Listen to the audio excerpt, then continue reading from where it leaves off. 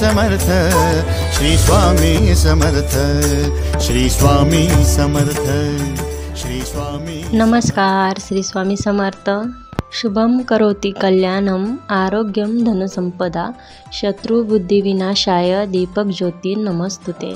तर दिवा हा प्रकाश पसरवतो आणि प्रकाश हा ज्ञान पसरवतो। देवाकडून आपल्याला संपूर्ण ज्ञान मिळावं म्हणून आपण देवाजवळ दिवे लावतो। कोणती पूजा असो किंवा कोणतेही समारंभाचे लोकार्पण असो, सर्व शुभ कार्याच्या सुरुवातीस दीप प्रज्वलन करण्याची प्रथा आहे। ज्या प्रकारे दिव्याची वात नेहमी उंचावते, त्याचप्रमाणे माणूस देखील उंचावत राहू, हेच दीप प्रज्वलनाचे मुख्य अर्थ आहे। म्हणून सर्वांचे कल्याण हो अशी इच्छा बाळगणाऱ्या माणसाने दिवा लावताना दीप मंत्र आवर्जून म्हणावं। हिंदू धर्मात कोणतेही शुभ काम करताना दिवा लावतात। सकाळ आणि संध्याकाळ पूजा करताना देखील दिवा लावतात। तुम्ही जर देवीची पूजा करत असाल तर दिवा ठेवण्यापूर्वी त्याच्या अगोदर आपल्याला अष्टदल कमल काढायचं आहे। ते तुम्ही तांदळाने काढू शकतात किंवा फुलांनी सुद्धा काढू शकतात। दिवा लावण्यापूर्वी अगोदर पाटावर किंवा चौरंगावर आपल्याला लाल रंगाचा कपडा अंथरून द्यायचा आहे। त्यावर आपली घटाची मांडणी करायची आहे, कलशाची मांडणी करायची आहे। देवीचा फोटोवरती जे काही असेल ते तुम्हाला पुसायचं आणि पूजायचं आहे। दिवा लावताना सुद्धा त्याखाली लाल रंगाचे कापड आलं पाहिजे तशी काळजी घ्यायची आहे। आणि आपल्याला जमिनीवर दिवा ठेवायचा नाहीये, त्याच्या खाली लाल रंगाचा कपडा, त्यावर अष्टदल कमळ काढायचं तांदळाने किंवा फुलांनी। त्याच्यावर आपल्याला आपला पितळेचा किंवा मातीचा दिवा ठेवायचा आहे। दिव्याखाली एक छोटंसं खोलगट वाटी दिव्याखाली बसेल अशा पद्धतीने ठेवा, कारण आपण 9 दिवस दिवा लावणार आहोत, तर त्याचं तेल आहे किंवा काजळी येऊ शकते, तर त्याच्यासाठी तुमचा कपडा पण खराब होणार नाही ही काळजी घेण्यासाठी तुम्ही दिव्याखाली वाटी किंवा छोटी प्लेट जरूर ठेवा। नवरात्राच्या 9 दिवसात आपण घरात घटस्थापना आणि अखंड दिवा लावतो। या अखंड दिव्याला न विझू देता ठेवण्याचा नियम आहे। हा अखंड दिवा लावल्यावर आपण ह्याला एकटे सोडू शकत नाही आणि त्याला विझूही द्यायचे नाही। जर का हा दिवा विझला तर हे वाईट मानले जाते। नवरात्रात 9 दिवसांपर्यंत देवी आईला प्रसन्न करण्यासाठी आणि इच्छित फळ मिळावे म्हणून यासाठी गाईचा साजूक तुपाने अखंड दिवा लावतात। जर घरात गाईचे साजूक तूप नसेल तर इतर कोणत्याही तुपाने किंवा तेलाने दिवा लावू शकतात। असे मानले जाते की नवरात्रीत दिवा तेवत ठेवल्यानं घरात सौख्य आणि शांतता बनून राहते आणि सर्व कार्य पूर्ण सिद्ध होतात। म्हणून नवरात्रीच्या पहिल्या दिवशी संकल्प करून अखंड दिवा लावावा आणि त्याच्या नियमाचं पालन करावं। तर हे अष्टदल कमळ आपण गुलाल किंवा रंगीत तांदूळाने देखील काढू शकतात। अखंड दिव्याची वात देखील महत्त्वाची आहे। ही वात रक्षासूत्र म्हणजे कलावापासून बनवलेली असते। 1.25 हाताचा मापाचा हा रक्षासूत्र असतो। पूजेत वापरला जाणारा कच्चा कापूस घेऊन ही वात वळतात आणि ती वात दिव्याच्या मध्यभागी ठेवतात।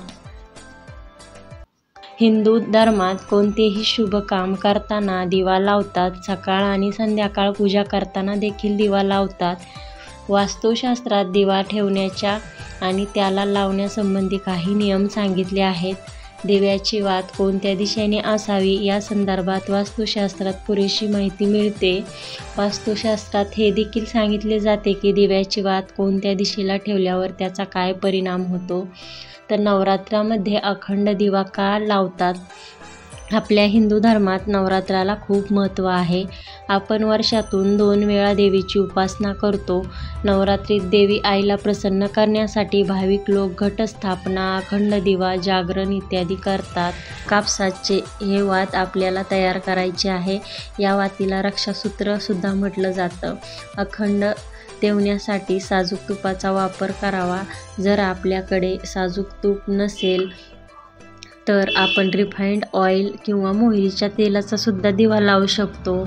अखंड तुपाचा दिवा देवीच्या उजव्या बाजूस ठेवावा। जर का दिवा तुपाचा असेल तर उजव्या बाजूस ठेवावा। तेलाचा दिवा असेल, कोणत्याही तेलाचा असो, मग तो देवीच्या डाव्या बाजूस ठेवावा। दिवा लावायला तुम्ही त्याच्यावर काचेचे झाकण सुद्धा ठेवू शकता। संकल्प पूर्ण झाल्यावर कधीही दिव्याला फुंकर मारून विझवू नये. दिवा स्वतःच शांत होऊ द्या. ईशान्य कोण म्हणजे उत्तर पूर्व दिशा. याला देवी देवतांचे स्थान मानतात, म्हणून अखंड दिवा पूर्व दक्षिण दिशा म्हणजे आग्नेय कोनात ठेवणं शुभ असतं. लक्षात ठेवा की पूजेच्या वेळी दिव्याचं तोंड पूर्वेकडे किंवा उत्तरेकडे असावं. अखंड दिवा तेवण्यापूर्वी हात जोडून श्री गणेश, देवी दुर्गा आणि भगवान शंकराची पूजा करावी.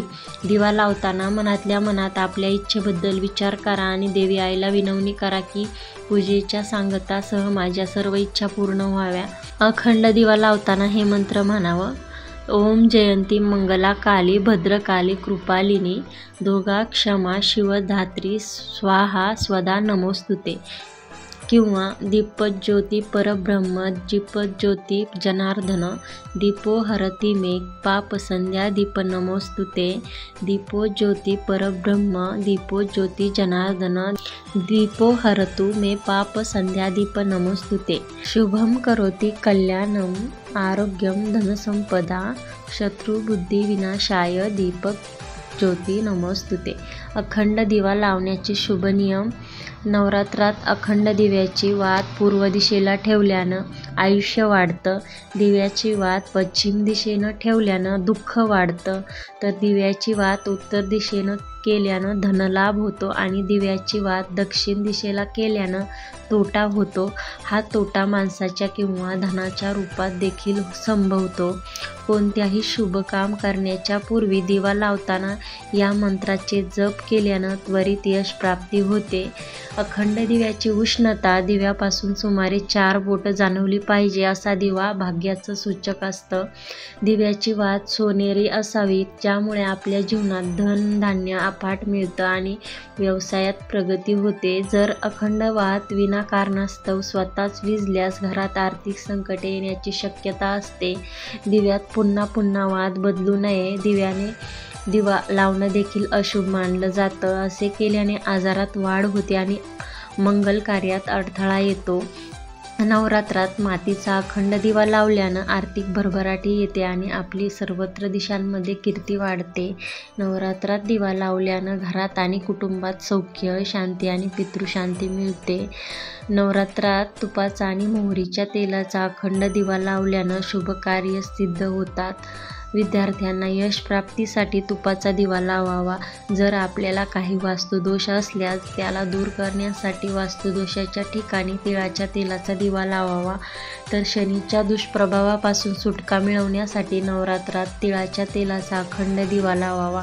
हा अखंड दिवा शुभ मानला जातो. तुम्हाला हा व्हिडिओ कसा वाटला नक्की सांगा. तर हा व्हिडिओ आवडला असेल तर लाईक शेअर करायला विसरू नका आणि चॅनलला सबस्क्राईब करायला विसरू नका. धन्यवाद. श्री स्वामी समर्थ.